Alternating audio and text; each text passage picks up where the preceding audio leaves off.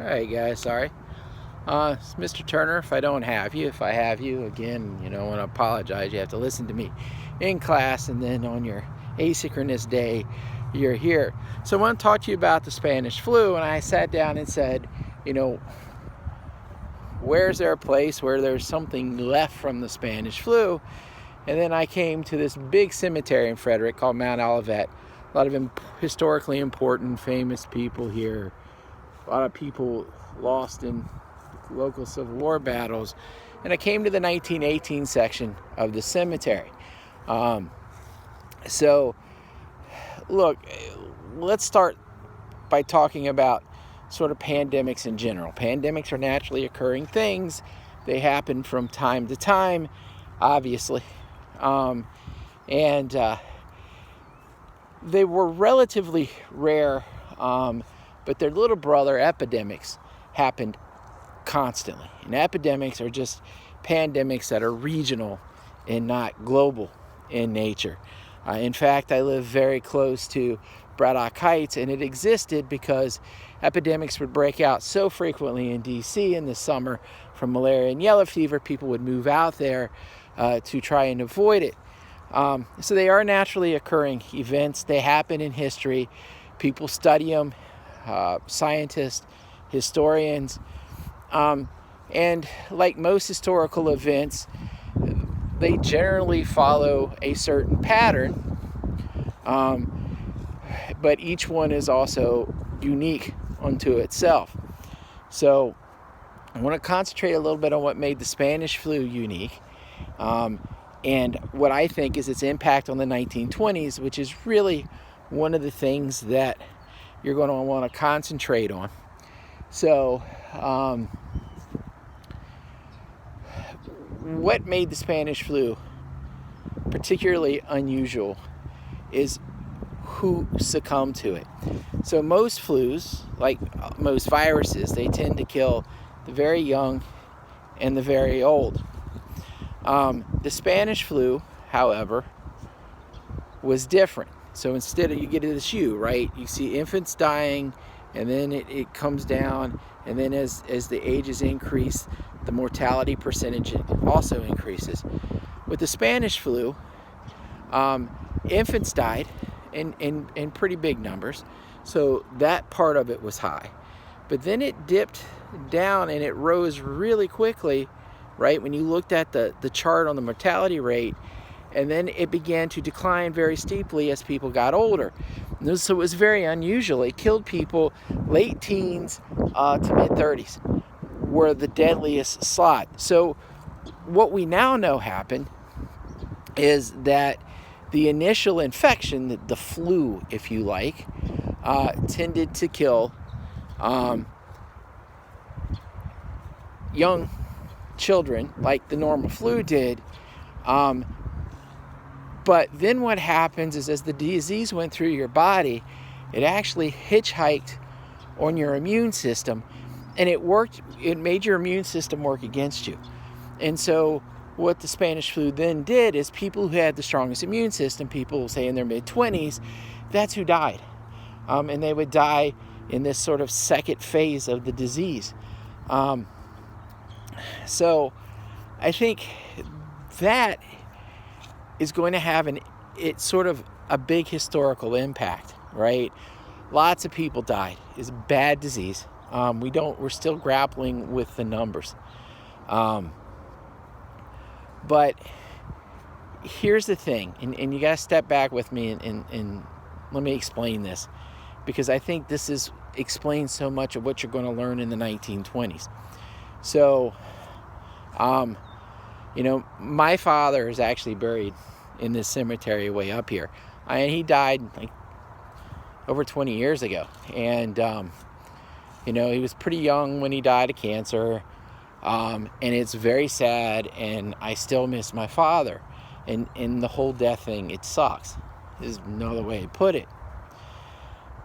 But what made the Spanish flu so impactful and so hideous is, like, look, when my father died, I knew I was burying my father, and as sad as it was, there was death happens. Children bury their parents. it's when it gets out of whack, it gets really, really sad. When parents are starting to bury their children, and what you have happen is, families it puts even greater stresses on families. Families tend to struggle with that.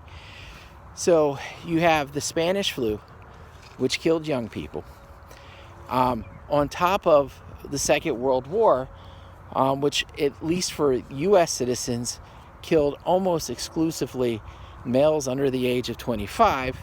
There were exceptions, but that's generally who died.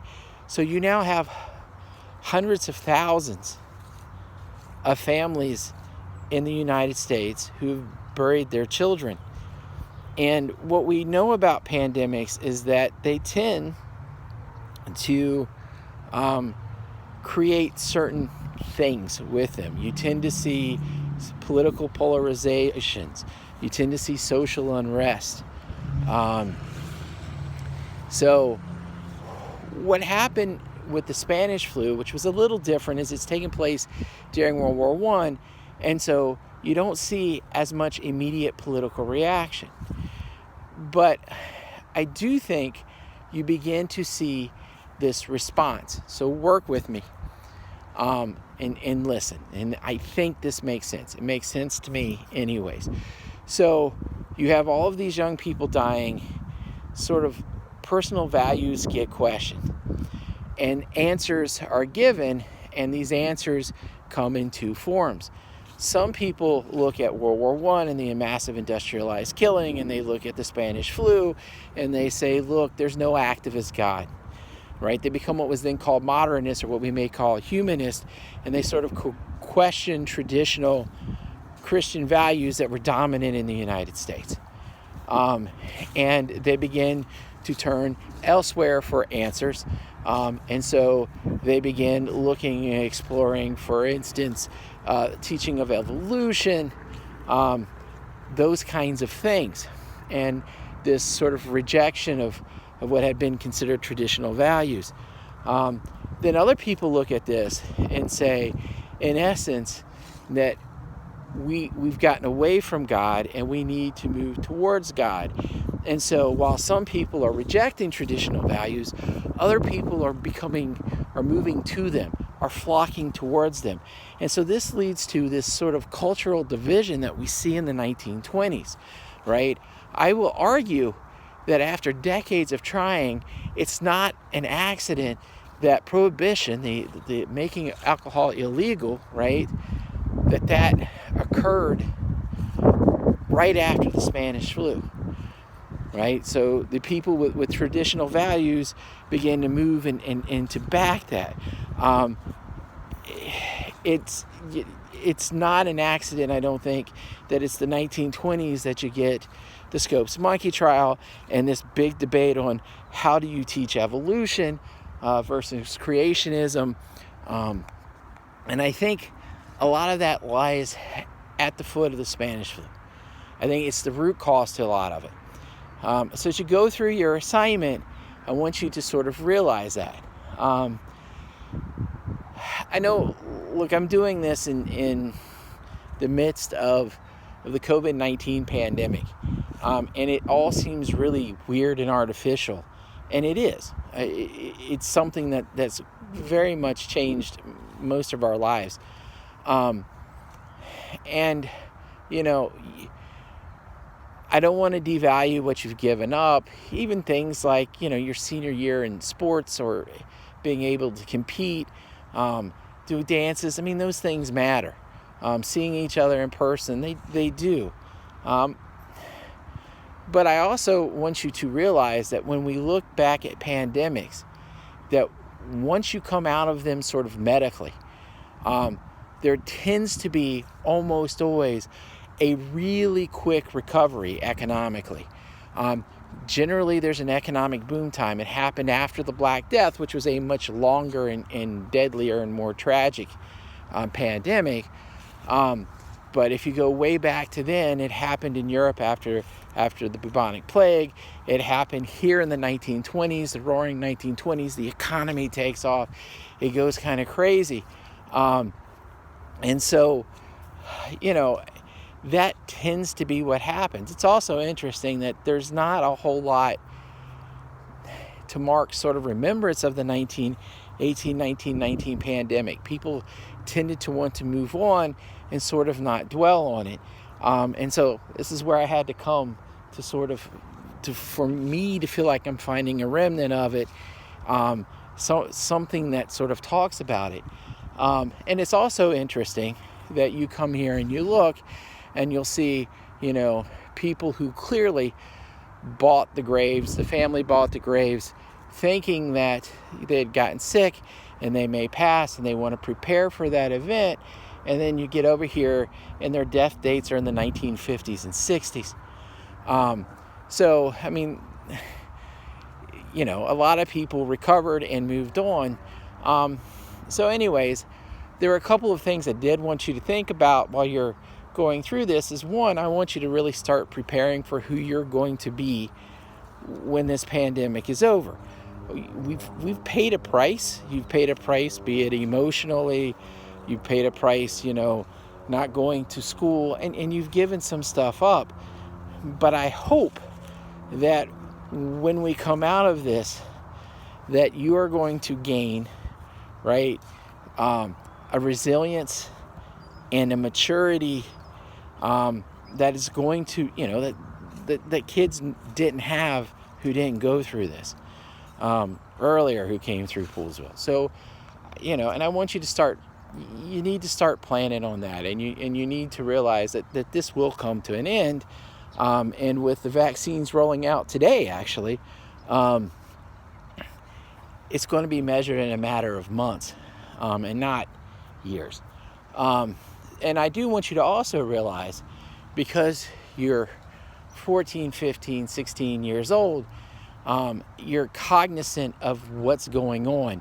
You understand what's going on, but you're young. So when historians go back to look at this event, it's going to be more you than anyone else who's going to tell this event, right? This event is going to be APUSH prompts for, in 2 generations. And when people go to write the history of this 30 and 40 years from now, a lot of that history is going to be written by you. So sort of be aware of that fact, that as bad as these times are, these are historic times, and you are going to be telling the story of this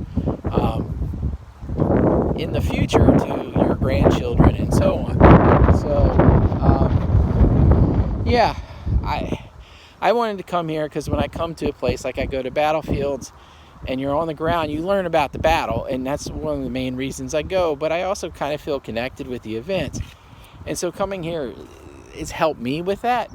And I'll just pan around for you. So, anyways, the vast majority of these people did not die in 1918 to 1920. They survived. And the economy then blossomed, and the country grew and expanded and became more powerful at a faster rate than ever. Of course, the Great Depression comes, but there's that. All right, so I've been rambling on for almost 15 minutes. I'm going to stop now. Your assignment's in the module. The answers primarily in this video. And so you'll come back in. We're going to talk about the end of World War I and the Spanish flu this week, and then we're going to roll into the 1920s the next week, the Roaring 20s. So, all right, guys, thank you.